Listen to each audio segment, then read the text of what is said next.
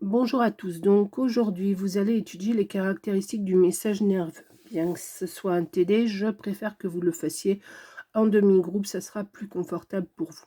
Donc vous allez avoir besoin de votre livre, des documents que je vous fournis, du logiciel NER qui est en téléchargement sur ce site. Donc ça c'est plutôt pour que vous le refassiez chez vous éventuellement. Il est normalement dans le répertoire SVT de vos ordinateurs. Vous avez également une animation, la synapse, et un PowerPoint que je vous ai fait, le déclenchement de la contraction musculaire. Donc vous allez devoir aujourd'hui comprendre comment se propage le message nerveux dans les neurones. Donc vous allez avoir plusieurs activités. Chaque activité, vous avez des choses à faire sur le logiciel NER, des réponses à donner, sachant que ces réponses sont à remplir directement sur la fiche élève que je vous donnerai. Donc voilà, vous avez tout est détaillé, hein, normalement vous n'avez pas de soucis pour faire ces activités. Donc vous allez, hein, je vais vous montrer. Alors là, c'est pas un Geniali, c'est le PowerPoint, hein, j'ai pas eu le temps de corriger. Donc je vous montre comment se passe le logiciel NER, donc qui est moi installé sur mon ordinateur. Donc vous allez avoir plusieurs pages. La première, c'est juste une explication en fait de ce que c'est qu'un oscilloscope. Donc un oscilloscope va enregistrer un message électrique. Comme le message nerveux est un message électrique, on peut enregistrer ce message avec un oscilloscope. Donc dans un premier temps, vous allez pouvoir étudier ce qu'on appelle le potentiel de repos, le potentiel d'action. Donc ça veut dire en fait comment le message, est-ce qu'il va être présent au moment quand une cellule est au repos, comment il se présente quand une cellule est excitée. Vous avez un encart, vitesse de propagation, les canaux ioniques, le codage dans une fibre, le recrutement, les synapses. Donc par exemple, si je prends le potentiel d'action, voilà, cette partie-là, vous avez cet écran. Donc ici, vous avez une fibre nerveuse, vous avez l'oscilloscope qui est là, vous avez des électrodes. Ces électrodes sont à planter, donc la première se met au contact de la fibre, la seconde se plante dans la fibre.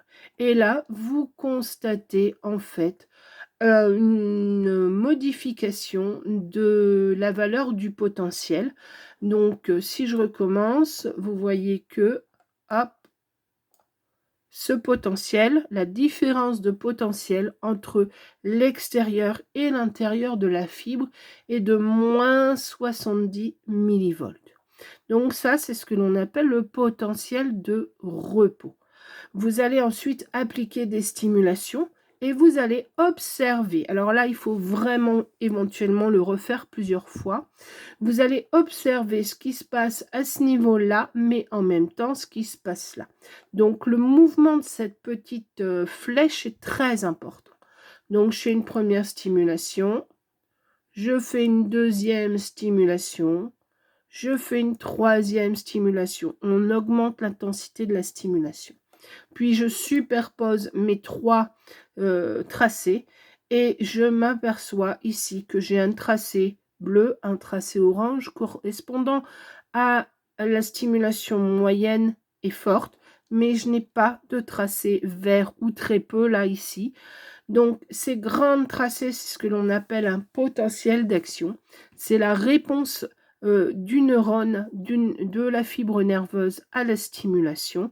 Et vous constatez ici, en fait, il n'y a pas de potentiel d'action pour la première stimulation. Donc évidemment, je ne vais pas tout vous donner, sinon c'est pas marrant.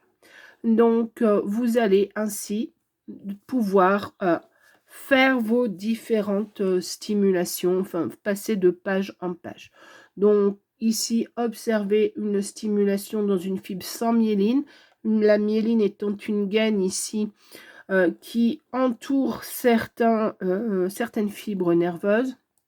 Voilà, hein, on observe, oui, ça fait des petits bruits en plus. Voilà, donc je ne vous fais pas de commentaires, vous regarderez Les canaux ioniques, normalement, vous n'allez pas trop en avoir besoin tout de suite. C'est pas trop prévu là dans les premières questions. Le codage dans une fibre, on y reviendra également. Voilà, donc toujours pareil. On stimule, stimulation faible, moyenne, forte. Voilà. Oh, pardon, c'était pas voulu. Et le recrutement, c'est-à-dire le nombre de fibres nerveuses stimulées en fonction d'une stimulation. Donc ça, cette fois-ci, ce n'est plus une fibre nerveuse, c'est un nerf, puisqu'on a un ensemble de fibres nerveuses. Donc voilà, on fait une stimulation forte, moyenne, etc. Et ici, ce que l'on appelle une synapse. Donc la synapse, c'est ça. C'est en fait la jonction entre un neurone dit présynaptique, c'est-à-dire avant, et un neurone postsynaptique.